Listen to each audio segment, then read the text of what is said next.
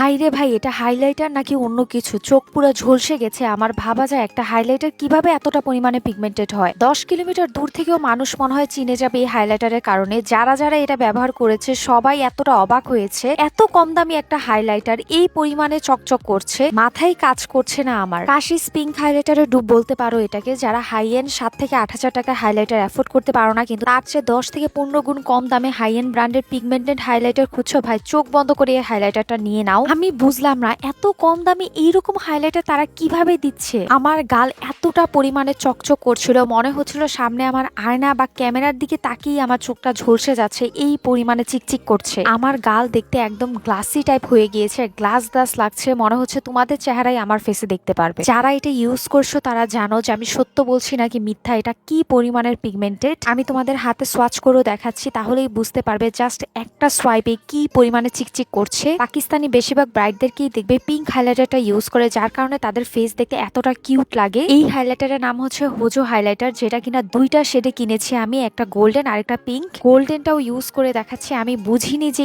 এটা এই পরিমাণে পিগমেন্টেড, তাই আমার এটা সরাতেও কষ্ট হচ্ছিল। এই হাইলাইটার গুলো স্টকে থাকে না, এত কমে এইরকম হাই এন্ড ব্র্যান্ডের মতো হাইলাইটার পাওয়া ইম্পসিবল। হাইলাইটার গুলো নিয়েছি গ্লস এন্ড গ্লোস পেজ থেকে, চোখ বন্ধ করে নিয়ে নাও, এত কম দামে বেস্ট বেস্ট হাইলাইটার। নতুন ভিডিও পেতে আমার পেজটিকে ফলো করবে। টাটা।